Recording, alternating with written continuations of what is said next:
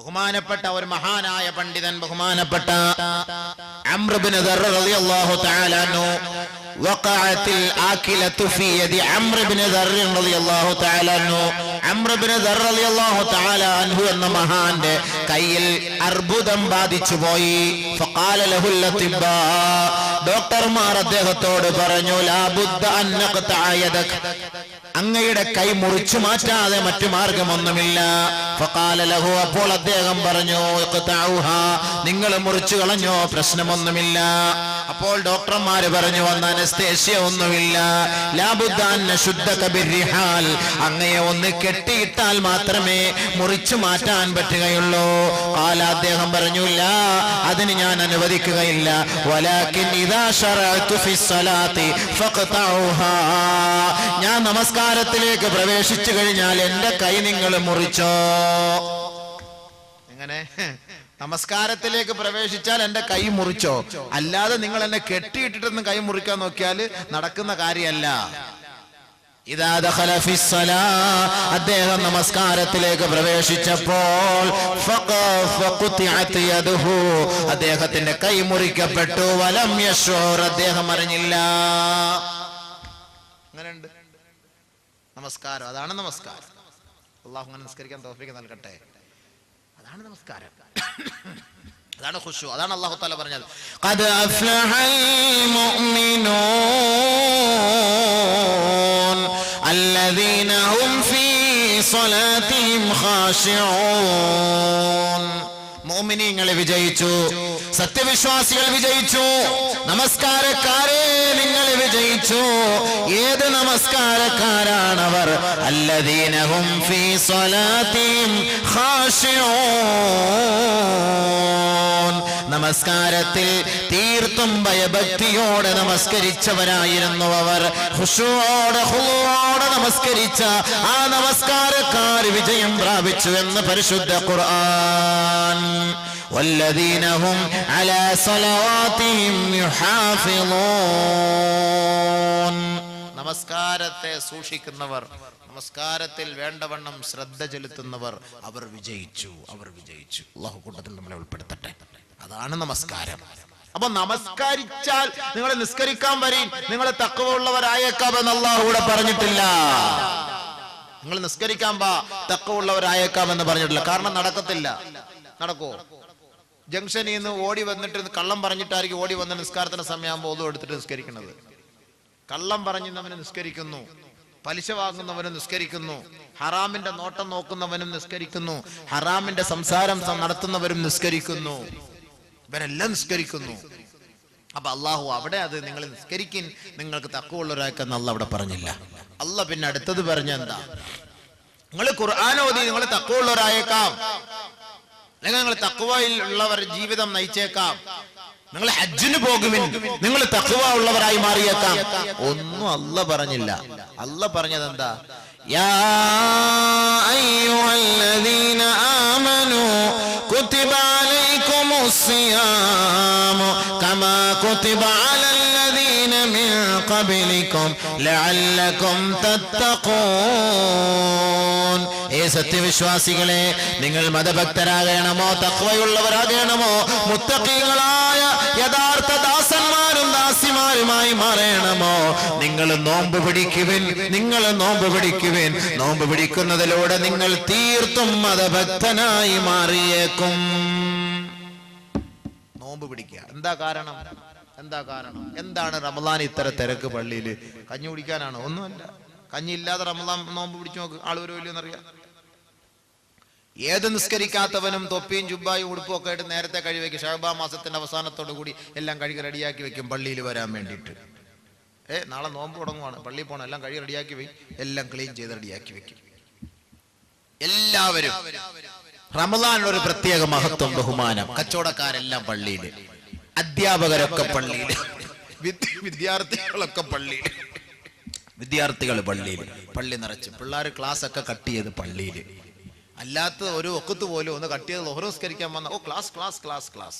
ഇതല്ലാത്ത സമയത്തെല്ലാം പള്ളിയിൽ പല പല യൂണിഫോം വേഷത്തിൽ കാലും വെച്ച് ഇങ്ങനെ പള്ളി കിടക്കുന്ന കാണാം ഓരോരോ കുട്ടികൾ. റമളാന്റെ മാസം ആകുമ്പോൾ എല്ലാം പള്ളിയിൽ. എന്താ ഇപ്പൊ നിങ്ങളിപ്പോ ഇത്ര പേര് പള്ളിയിൽ ഇത്ര തിരക്ക് പിടിക്കാൻ കാരണം എന്താ? ചെറുപ്പക്കാരെ ആദ്യം വിളിക്കും, അല്ലെ നീ 2-3 മൊബൈലൊക്കെ കൊണ്ട് നടക്കുന്നതാണല്ലോ, നീ ഇപ്പൊ മൊബൈലൊന്നും വിളിയില്ല, മൊബൈൽ കാണുന്നില്ല. റമദാൻ മാസമായിട്ട് അവളെ എങ്ങാനും വിളിച്ച് നോമ്പ് ഫസാദാക്കണോ ഉസ്താദെ? ഞാൻ അതുകൊണ്ട് ശഅബാനിന്റെ അവസാനത്തെ രാവിലെ സിം എടുത്തിട്ട് ഞാൻ പറഞ്ഞു, ഇനി മേലെ എന്നെ വിളിച്ചേക്കരുത്, സിം മാറ്റാൻ പോവാണ്, റമദാനാണ്, റമദാൻ കഴിഞ്ഞിട്ടേ ഇനി നമ്മൾ തമ്മിൽ സംസാരമുള്ളൂ. നിസ്കരിക്കുന്നവൻ പറയുമോ ഇങ്ങനെ? ഹജ്ജ് ചെയ്യാൻ പോകുന്നവൻ പറയുവോ? ഖുർആൻ ഓതുന്നവൻ പറയുവോ? നോമ്പ് പിടിച്ചവനായത് കൊണ്ടല്ലേ ആ ഒരു ചിന്ത അവനുണ്ടായത്? നോമ്പ് പിടിച്ചവനായത് കൊണ്ടാണല്ലോ ആ ചിന്ത ഉണ്ടായത്. ഇതാണ് തഖ്വ എന്ന് പറയുന്നത്. അവൻ സിമ്മ് മാറ്റാൻ തയ്യാറാകുന്നില്ലേ? ഇല്ലെങ്കിൽ അവൻ പറയൂലേ, ഇനി വിളിക്കല്ലേ, എന്നെ വിളിക്കല്ലേ, റമദാൻ റമദാൻ, നോമ്പ് നോമ്പ്. ഇനി വല്ലതും വിളിക്കാന്നെങ്കിൽ നമുക്ക് തറാവീഹ് കഴിഞ്ഞിട്ട് വിളിക്കാൻ, പ്രശ്നമൊന്നുമില്ല. പകൽ സമയത്ത് നമ്മുടെ നോമ്പ് നിങ്ങൾ ഫസാദാക്കാൻ നിൽക്കല്ലേ. കൂടുതലും ഉദ്യോഗസ്ഥർ ജോലിക്ക് ലീവ് എടുക്കുന്നത് റമദാനിന്റെ മാസത്തിലാണ്. എന്താ സാറേ, നിങ്ങൾക്ക് മാസത്തിൽ ഒരു വർഷത്തിൽ എത്ര ലീവുണ്ട്? ഉസ്താദ, ഞാൻ ആവശ്യത്തിനൊന്നും എടുക്കൂല, കാരണം റമദാനിന്റെ മാസത്തിൽ എനിക്ക് ഓഫീസിൽ കിടന്ന് അവന് അതിന് കൂട്ടി നിൽക്കാനും ഇതിന് കൂട്ടി നിൽക്കാനും കൈക്കൂലി വാങ്ങാനും കൊടുപ്പിക്കാനും എഴുതാനും, ഓരോ പെണ്ണുങ്ങൾ സാരിയൊക്കെ കൊടുത്തോണ്ട് വന്ന് കണ്ട നമ്മുടെ നോമ്പ് ഫസാദായി പോകും. അതിനേക്കാളും നല്ലത് നമുക്ക് റമദാനിൽ ഒരു 30 ദിവസം നോമ്പ് ലീവ് എടുത്തു കഴിഞ്ഞാൽ അൽഹംദുലില്ലാ പള്ളിയായിട്ട് കഴിഞ്ഞുകൂടാം. നിസ്കാരമുള്ള ഉദ്യോഗസ്ഥനായിരിക്കും. എന്തേ ആ സമയത്ത് ഇത് പറയാത്തത്? ആ സമയത്ത് എന്തേ പറയാത്തത്? റമദാൻ മാസത്തിൽ പറയും, അത് നമുക്ക് അങ്ങോട്ട് നോക്കാൻ വയ്യ, ഇങ്ങോട്ട് നോക്കാൻ വയ്യ. അതല്ലാത്ത സമയത്താണെങ്കിൽ ഫുലൂസും കൊണ്ടുപോകുമ്പോ വിരിപ്പിങ്ങനെ അടിയിലോട്ട് വെച്ചേക്കാം. റമദാൻ മാസത്തിൽ വാങ്ങിക്കാൻ പറ്റൂല, കൊടുക്കാൻ പറ്റൂല, എഴുതാൻ പറ്റൂല, കൂട്ടി നിൽക്കാൻ പറ്റൂല. അപ്പോൾ പറയും അതാണ് തഖ്വ. അപ്പോൾ റമദാനാണ്, നോമ്പാണ്, നോമ്പാണ്. അതാണ് തഖ്വ, സൂക്ഷ്മത. കച്ചവടക്കാരൻ റമദാൻ മാസത്തിൽ കച്ചവടം ചെയ്യുമ്പോൾ ഒരു റേറ്റ്, റമദാൻ അല്ലാത്ത മാസത്തിൽ കച്ചവടം ചെയ്യുമ്പോൾ ഒരു റേറ്റ്. അതെന്താ? ഇതിനിപ്പോ നീ എന്താ വില? ഇതിപ്പോ 15 രൂപ കിലോ വെണ്ടയ്ക്ക. 15 രൂപ ഉണ്ട്. അതാണ് റമദാൻ മാസം, ഞാൻ കള്ളം പറയത്തില്ല. റമദാൻ അല്ലാത്ത മാസമായിരുന്നു ഞാൻ കള്ളം പറഞ്ഞേ, തന്നെ പറയൂ. റമദാൻ മാസമാണ് ഞാൻ കള്ളം പറയില്ല, റമദാൻ മാസമാണ്. കറക്റ്റാ, ശരിയാണ്, കള്ളം പറയത്തില്ല. എന്താണ് അവിടെ? സൂക്ഷ്മത, തഖ്വ. അതാണ് തഖ്വ എന്ന് പറയുന്നത്. നമസ്കാരമുള്ളവനെ കൊണ്ടത് കഴിയില്ല. നോമ്പുകാരൻ അവൻ സ്വമേധയാ അവൻ പറയാണ്, സൂക്ഷിക്കണം, സൂക്ഷിക്കണം. റോഡിലൂടെ പെണ്ണ് പോകുന്നു. ആർക്കും ആഗ്രഹമില്ലാത്തത്? എല്ലാവർക്കും ആഗ്രഹമുണ്ട്. പക്ഷെ പോകുമ്പോ റമദാൻ മാസം, ഡേ നോക്കല്ലേ, നോമ്പ് നോമ്പ് നോമ്പ്. ശരിയാ, എല്ലാം മൂടിയല്ല. എന്തോരത്. ജീവിതത്തിൽ ഭൂകമ്പം ഉണ്ടായാൽ പോലും തലേ തുണിയിടാത്ത പെണ്ണ് റമദാൻ മാസം ആകുമ്പോഴത്തേക്ക് എവിടെന്നെങ്കിലും ഒരു കൂറ ഓയിൽ മേടിച്ചോണ്ട് വന്ന് എല്ലാം കഴുകി തൂത്ത് പടച്ചവനെ അത് ഇട്ടുകൊണ്ട് ഇങ്ങനെ പോകുന്ന കണ്ടു കഴിഞ്ഞാൽ, പടച്ചവൻ താഴോട്ട് നോക്കി കഴിഞ്ഞാൽ മുകളിലോട്ട് നോക്കുന്നത് നോമ്പ് തുറക്കുന്ന സമയത്താണ്. ഭയങ്കര അതവ്, ജീവിതത്തിൽ നമ്മൾ കണ്ടിട്ടില്ലാത്ത അതവ്. എന്തുകൊണ്ട്? റമദാൻ മാസത്തിലെ നോമ്പ് എല്ലാം പൂട്ടി അങ്ങ് വെക്കും. TV എല്ലാം എപ്പോഴാ തുറക്കുക? സഹറിന്റെ സമയത്ത്. ഹലോ, അസ്സലാമു അലൈക്കും. സഹർ നോമ്പ് നല്ല സുന്ദരമായ സമയത്ത്, ബർക്കത്തായ മുബാറക്കായ സമയത്ത്, അത്താഴം കഴിക്കുന്ന സമയത്ത്, നിങ്ങൾ തഹജ്ജുദ് എഴുന്നേറ്റ് 2 റക്അത്ത് തഹജ്ജുദ് നിസ്കരിച്ച് ദുആ ചെയ്യേണ്ട സമയത്ത് TV കൊണ്ടുപോയി നമ്മൾ ഡൈനിങ് ഹാളിൽ കൊണ്ടുവച്ചിരിക്കും. കാരണം എന്താ? അങ്ങോട്ട് നോക്കി തിന്നോണ്ടിരിക്കുക, അവരിങ്ങോട്ട് ചോദിക്കുന്നതിന് മറുപടി നൽകി തിന്നോണ്ടിരിക്കുക. സഹർ തിന്നുക, ഇടയത്താഴം തിന്നുക. ഇവന്റെ നോമ്പ് എങ്ങനെ കബൂലാകും? TV എല്ലാം സീരിയലെല്ലാം മാറ്റി വെക്കും. പടച്ചവനെ, ഒരു മാസം വേണമെങ്കിൽ വിളിച്ചു പറയും, ഒരു മാസത്തേക്ക് ദയവ് ചെയ്ത് നിങ്ങൾ അതൊന്നും ഇപ്പൊ സംപ്രേഷണം ചെയ്യല്ല, ഇതൊന്ന് കഴിഞ്ഞോട്ടെ. സിനിമ പിടിച്ചു വെക്കുമല്ലോ. സിനിമ കഴിഞ്ഞ റമദാനിൽ, അങ്ങേ റമദാനിൽ ഹിറ്റ് സിനിമ. റമദാൻ മാസത്തിൽ ഓണം, ഈ വർഷം ഓണം വരുന്നു.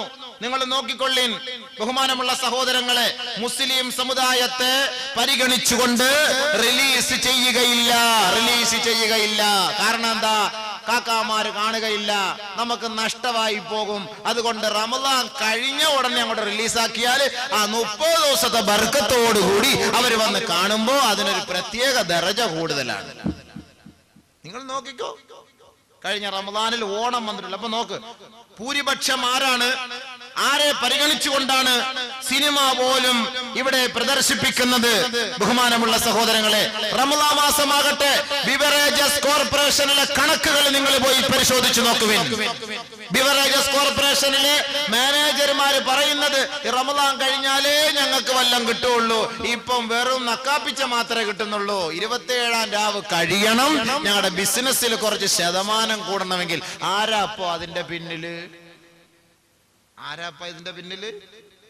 ഞാൻ പറയുന്ന ആളല്ല, ഞാൻ ഒരുപാട് കണക്കുകൾ തിരക്കി പഠിച്ചു വെച്ചിട്ടുണ്ട്. ഓരോ സഹോദരങ്ങളും വന്ന് പറയും. കഴിഞ്ഞ സാമ്പത്തിക വർഷത്തിൽ കേരളം കുടിച്ചു തീർത്തത് 5000 കോടി രൂപയുടെയാ. 5000 കോടി രൂപ ഒന്നുമില്ല. 5000 രൂപ കാണാനുള്ള തൗഫീഖ് ഉണ്ടോ നമുക്ക്? പിന്നെ 5000 കോടി ഇത് എവിടെ കൊണ്ട് അടച്ചു വെക്കും? എല്ലാം കൂടെ ഇത് മൊത്തം കുടിച്ചു തീർത്തൊക്കെയാണ്. റമദാൻ മാസമാകുമ്പോൾ അവൻ അങ്ങോട്ട് മാറ്റി വെക്കും. എന്തുകൊണ്ട്? തഖ്വ. ഒരു ചെറുപ്പക്കാരൻ ജോലി ചെയ്യാൻ പുറത്തേക്ക് പോയി. അവനും അവന്റെ ഭാര്യയും മാത്രമാണ് അവൻ വീട്ടിൽ താമസിക്കുന്നത്. ജോലി ചെയ്ത് ക്ഷീണിച്ച് അവശനായി. ഉച്ച സമയം കഴിഞ്ഞ് 2 മണിയായി. ദാഹിച്ച് വിശന്ന് റമദാനിന്റെ നോമ്പും പിടിച്ച് ക്ഷീണിച്ച് വരികയാണ്.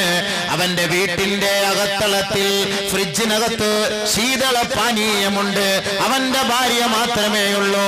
ഇവനാ ഫ്രിഡ്ജ് തുറന്ന് വെള്ളമെടുത്ത് കുടിച്ചാൽ അവന്റെ ഭാര്യ പുറത്ത് പറയുകയില്ല, മറ്റാരും കാണുകയുമില്ല. പക്ഷേ നോമ്പുകാരനായ ക്ഷീണിച്ചു പോയ ഒരു ചെറുപ്പക്കാരൻ അവൻ വീട്ടിലേക്ക് കയറി വന്നാൽ അവൻ ഫ്രിഡ്ജിലെ തണുത്ത വെള്ളം കുടിക്കാൻ അവൻ തയ്യാറാവുകയില്ല. തയ്യാറാകുമോ? എത്ര ക്ഷീണിച്ച് നമ്മൾ വന്നോട്ടെ, 2-3 ഷാർജ ജ്യൂസ് ഒറ്റ ശ്വാസത്തിന് കുടിക്കുന്നവരായിക്കൊള്ളട്ടെ, നോമ്പും പിടിച്ചിട്ട് കച്ചവടം കഴിഞ്ഞിട്ട് ക്ഷീണിച്ചു വരുമ്പോ നമ്മൾ വന്നിട്ട് വെള്ളം കുടിക്കാൻ നിൽക്കുമോ? ആരുമില്ല വീട്ടില്. നീ ഭാര്യ ഇല്ലാന്ന് വെച്ചോ, ആരുമില്ല എങ്കിലും നമ്മൾ തണുത്ത വെള്ളം കുടിക്കാനോ ഒരു ജ്യൂസ് കുടിക്കാനോ തയ്യാറാവുകയില്ല. ഇതാണ് തഖ്വ. ഒളിഞ്ഞും തെളിഞ്ഞും അള്ളാഹുവിനെ രഹസ്യത്തിലും പരസ്യത്തിലും ഭയപ്പെടാൻ ഒരേ ഒരു മാധ്യമം മാത്രമേ ഉള്ളൂ. അത് പരിശുദ്ധമായ നോമ്പ് മാത്രമാണത്. രഹസ്യമായ ഇബാദത്ത്. ഇവൻ വീട്ടിനകത്ത് ഇരുന്നാലും പിന്നെന്താ ചെയ്യാ? ഒരു പക്ഷേ വന്നാല് ഓടി വന്ന് കുറച്ച് വെള്ളമൊക്കെ ഒഴിച്ച് ഒരു തുണിയൊക്കെ ഇട്ട് ഫാനൊക്കെ ഇട്ട് ഇച്ചിരി സമാധാനത്തിന് വേണ്ടി ക്ഷീണത്തിന് പരിഹാരം കാണും. അതല്ലാതെ വെള്ളം കുടിക്കൂല. രോഗിയായാൽ പോലും ആശുപത്രി പോയി മരിക്കാൻ പോയാലും ഒരു വെള്ളം തരട്ടെന്ന് പറഞ്ഞാൽ എനിക്ക് വേണ്ട അല്ലോ എനിക്ക് വേണ്ടെന്ന് പറയാം. മരിക്കാൻ പോവാന്നൊക്കെ നമുക്കത് ഒഴിവാക്കാം സുഹൃത്തുക്കളെ. അതൊന്നും സമ്മതിക്കൂല. വേണ്ട അല്ലോ തുപ്പല് വിഴുങ്ങൂലല്ലോ. വല പിടിക്കാൻ ഈ നോമ്പ് പിടിക്കാൻ തുടങ്ങിക്കഴിഞ്ഞാൽ ഉള്ളത് ഉപ്പല് മുഴുവൻ ശേഖരിച്ച് അങ്ങോട്ട് വെക്കും. പടച്ചവനെ ബസ്സിനകത്ത് കയറാൻ തുടങ്ങിയിടം മുതൽ തുപ്പല് ശേഖരിച്ച് വെക്കും. കൊട്ടാരക്കര ടൗണിൽ ചെല്ലുമ്പോൾ ബ്ലുക്കോന്നും പറഞ്ഞ ഒരൊറ്റ തുപ്പ് 1 ലിറ്റർ കാണും. എല്ലാം കൂടെ പരിസരത്ത് നിൽക്കുന്ന ട്രാഫിക്കുകാരന്റെ അവന്റെ ഷൂസില് അവന്റെ പാന്റില് അടുത്ത നാട്ടിൽ കൂടെ പോകുന്ന എല്ലാം കൂടെ 1 ലിറ്റർ തുപ്പല്. റമദാൻ ആയിക്കഴിഞ്ഞാൽ പിന്നെ തുപ്പലിന്റെ മാസമാണ്. പള്ളി ചെരുപ്പ്, നല്ലൊരു ചെരുപ്പ് കൊണ്ടിട്ട് പള്ളിക്കാർ തിരിച്ചു വന്നപ്പോ എന്താ മാർബിളി തെന്നുന്നത് പോലെ ചെരുപ്പിട്ടപ്പോ. എന്താ സുഹൃത്തുക്കളെ ഇത്? ഇങ്ങനെ എന്തിനാ തുപ്പണത്? ഈ തുപ്പല് വിഴുങ്ങിയാ നോമ്പ് മുറിഞ്ഞു പോവോ? നഖം വെട്ടിയ നോമ്പ് മുറിഞ്ഞു പോവോ? മുടി വെട്ടല്ലേ നോമ്പ് മുറിഞ്ഞു. അപ്പൊ നമ്മൾ ഈ കത്രിക വെച്ച് മുറിക്കുന്ന ഒരു സാധനമായി നോമ്പെന്ന് തോന്നുന്നു. മുറിയുന്ന സാധനം. നോമ്പ് മുറിക്കാൻ മുടി വെട്ടല്ലേ നോമ്പ് മുറിയും, നഖം മുറിക്കല്ലേ നോമ്പ് മുറിയും. ഇതൊക്കെ നമ്മൾ അങ്ങോട്ട് തീരുമാനിക്കുന്ന കാര്യങ്ങളാണ് സുഹൃത്തുക്കളെ, സഹോദരങ്ങളെ. അതൊന്നുമില്ല. അല്ലാഹു തആല നമ്മുടെ ശരീരം നിലനിർത്തുന്നതിന് വേണ്ടി നമുക്ക് തന്നിരിക്കുന്ന നീരാണ് ഉമിഴ്നീര്. അത് നമുക്ക് കുടിക്കാം, അതിറക്കുന്നുണ്ട്, കുഴപ്പമില്ല. ഇനി വലിയ കഫം അതൊക്കെ ഇങ്ങോട്ട് കാർക്കിച്ച് തുപ്പി ശേഖരിച്ച് വെച്ചിട്ട് അത് വിഴുങ്ങലാണ് പ്രശ്നം. അത് ഒഴിവാക്കുക. അതല്ലാതെ ഉമിഴ്നീര് നമുക്ക് അല്ലാഹു തആല നമ്മുടെ ശരീരത്തിന്റെ ആരോഗ്യത്തിന് വേണ്ടി തരുന്നത്. അതെല്ലാം കൂടെ ശേഖരിച്ച് വെച്ച് നിങ്ങൾ തുപ്പി സ്ഥലം മലീമസമാക്കല്ലേ. ആ നോമ്പിന്റെ ഭവ്യതയെ നഷ്ടപ്പെടുത്തല്ലേ. നാട്ടുകാരെ കൊണ്ട് പറയിക്കല്ലേ. സ്കൂളിലൊക്കെ പിള്ളേർ പഠിക്കാൻ പോയ കുട്ടികൾ അറിയില്ല, പറഞ്ഞു വിടും വീട്ടിൽ നിന്ന്. മോനെ തുപ്പല് വിഴുങ്ങല്ലേടാക്കളെ, തുപ്പല് വിഴുങ്ങല്ലേ എന്ന് പറഞ്ഞ വിടുന്ന്. അവൻ ഇതെല്ലാം കൂടെ പിടിച്ചു വെച്ച് സാറിന്റെ മോന്തയ്ക്കോട്ടായിരിക്കും അവസാനം തപ്പി വിടുന്നു. ഒരിക്കലും അങ്ങനെ ചെയ്യല്ലേ മക്കളെ. നിങ്ങൾ അങ്ങനെ ചെയ്യണം. നിങ്ങൾ വിഴുങ്ങിക്കോ തുപ്പല്, പക്ഷെ എല്ലാം കൂടെ ശേഖരിച്ച് വെച്ചിട്ട് ഒന്ന് വിഴുങ്ങാലോ എന്ന് ഓർത്തൊക്കെ അങ്ങനെയൊക്കെയാണ് അതിന് നോമ്പിന് പ്രശ്നമായി മാറുന്നത്. നമ്മൾ റമദാനെ കാത്തു സൂക്ഷിക്കണം. മറ്റുള്ളവർക്ക് ഒരു വേദന ഉണ്ടാക്കുന്ന അവസ്ഥയാക്കി കളയരുത്. അമുസ്ലിം സഹോദരങ്ങൾ പോലും നോമ്പ് പിടിക്കുന്നവരുണ്ട്. അമുസ്ലിം സഹോദരങ്ങൾ, സിനിമാ നടന്മാർ നോമ്പ് പിടിക്കുന്നവരുടെ പേര് എനിക്കറിയാം. പിന്നെ മുബാറക്ക മജ്ലിസ് അവരുടെ പേര് പറയാൻ എനിക്ക് താല്പര്യമില്ല. കൊല്ലവുമായി ബന്ധമുള്ള സിനിമാ നടന്മാർ നോമ്പ് പിടിക്കുന്നവരുണ്ട്. കൊല്ലത്തൊരു സഹോദരന്റെ വീട്ടിൽ വന്ന് നോമ്പ് മുറിക്കുന്നു. എത്രയോ ഡോക്ടർമാർ, ഹിന്ദു സഹോദരങ്ങൾ, ഹിന്ദു സഹോദരിമാർ പരിപൂർണമായ റമദാനിന്റെ 30 നോമ്പ്. ഈ അടുത്ത സമയത്ത് കായംകുളത്തുള്ള ഒരു ഡോക്ടറിനെ ഞാൻ കണ്ടു. അദ്ദേഹം റമദാനിനെ കുറിച്ച് ഇങ്ങനെ പറഞ്ഞു. അദ്ദേഹം പറഞ്ഞു, ഞാൻ നോമ്പ് പിടിച്ചുകൊണ്ട് പോകും, ഞാനല്ലാതെ ബാക്കി ആരും നോമ്പ് പിടിക്കൂല വീട്ടിൽ. എങ്കിൽ ഞാൻ ഒരുപക്ഷെ ഉറങ്ങിപ്പോയാൽ 3 മണിയാവുമ്പോ എന്റെ ഭാര്യ എന്നെ വിളിച്ചുണർത്തും, എനിക്ക് ആഹാരം തരും, ഞാനത് കഴിച്ചിട്ട് കിടക്കും. ഞാൻ പട്ടിണിയായിട്ട് പോയി കായംകുളത്ത് പോയി ജോലി കഴിഞ്ഞ് മടങ്ങി വരുന്ന സമയത്ത് ട്രെയിനിൽ വെച്ചായിരിക്കും നോമ്പ് തുറക്കുന്ന സമയം. പക്ഷെ ഞാൻ ഒന്നും കഴിക്കില്ല, ഞാൻ തിരിച്ച് വീട്ടിൽ വന്ന് 9 മണി ആ സമയത്ത് ഞാൻ കഴിക്കുള്ളൂ. ഞാൻ പറഞ്ഞു, നിങ്ങൾ നോമ്പ് മുറിക്കും, ഒരു കാരക്ക മേടിച്ചു വെച്ചോളി, ആ സമയത്ത് നിങ്ങൾ നോമ്പ് തുറക്ക്, എന്നിട്ട് പിന്നീട് നിങ്ങൾ വീട്ടിൽ വന്ന് കഴിച്ചോളി. ബഹുമാനമുള്ള സഹോദരങ്ങളെ, അമുസ്ലിം സഹോദരങ്ങൾ പോലും ആദരിക്കുന്നു. തൊപ്പിയിട്ടുകൊണ്ട് അമുസ്ലിം സഹോദരന്റെ കടയിൽ പോയി ഒരു നാരങ്ങ വെള്ളം ചോദിക്കാമോ ആർക്കെങ്കിലും? നമുക്ക് ലജ്ജ കാണുകയില്ല. ഗോപാലൻ ചോദിക്കും, അല്ല കാക്ക നിങ്ങൾക്ക് നോമ്പില്ലേ? എനിക്ക് സുഖമില്ല. സുഖമില്ലാത്ത കാര്യം പിന്നെ, സുഖമില്ലാത്ത ആള് രഹസ്യമായ ആഹാരം കഴിക്കും. സുഖമില്ലാത്ത ആള് നോമ്പ് പിടിക്കാൻ കഴിയില്ല. അവൻ നോമ്പുകാരനെ പോലെ കഴിഞ്ഞുകൂട്, നോമ്പുകാരനെ പോലെ കഴിഞ്ഞുകൂട്. നീ രോഗിയാണെന്ന് എല്ലാവർക്കും അറിയാം, പക്ഷെ ആ മാസത്തെ ബഹുമാനിക്ക്, ആ ദിവസത്തെ ആദരിക്ക്. നീ രഹസ്യമായി വീട്ടിൽ നിന്ന് ആഹാരം കഴിക്ക്, അതാണ് വേണ്ടത്. ഇനി ഒരു രോഗിയായ സഹോദരൻ ആഹാരം കഴിക്കുന്നത് കണ്ടാൽ നമ്മൾ കണ്ട മാതിരി നടിക്കരുത്, തിരിഞ്ഞു കളഞ്ഞേക്കണം, അറിയാത്ത മട്ടിലിരുന്നേക്കണം. കാരണം രോഗിയായിരിക്കും, അല്ലെങ്കിൽ മറ്റെന്തെങ്കിലും അസ്വസ്ഥത കാണും. നമ്മൾ അദ്ദേഹത്തെ കണ്ട് പരിഹസിക്കാനോ കളിയാക്കാനോ നിൽക്കണ്ട. നമ്മൾ അറിയാത്ത മട്ടിൽ കഴിഞ്ഞുകൂടണം സുഹൃത്തുക്കളെ. അതാണ് നമുക്ക് വേണ്ടത്. നമ്മൾ ചോദ്യം ചെയ്യാൻ പോണ്ട. പിന്നെ പരസ്പരം ചോദിക്കാം, നോമ്പാണോ നോമ്പാണോ നോമ്പാണോ നോമ്പാണോ. അതെന്തിനു ചോദിക്കാൻ പോണത്? രഹസ്യമായ ഒരു ഇബാദത്താണ് നോമ്പ്. രഹസ്യമായ ഇബാദത്ത് അള്ളാഹ്ക്ക് ഏറ്റവും കൂടുതൽ ഇഷ്ടമാണ്. അതുകൊണ്ടാണ് നോമ്പിനെ അള്ളാഹു ഏറ്റവും കൂടുതൽ തൃപ്തിപ്പെടുന്നതും ഇഷ്ടപ്പെടുന്നതും. കാരണം രഹസ്യമായ ഇബാദത്താണ് റമളാനിന്റെ നോമ്പ്. ബഹുമാനമുള്ള സഹോദരങ്ങളെ, അതുകൊണ്ട് അല്ലാഹു സുബ്ഹാനഹു വ തആല നമ്മുടെ ശരീരത്തിന് ആരോഗ്യത്തിന് വേണ്ടി തന്നിരിക്കുന്ന കാര്യങ്ങളൊക്കെ നമുക്ക് ചെയ്യാം. അതല്ലാതെ കണ്ട അനാവശ്യമായ കാര്യങ്ങളും നാട്ടുകാർ പറയുന്നതൊന്നും കേട്ടിട്ട് നിങ്ങൾ നോമ്പിനെ ഇട്ടടങ്ങാറാക്കാൻ നിൽക്കല്ലേ. തഖ്വ എന്ന് പറയുന്നത് അതാണ്.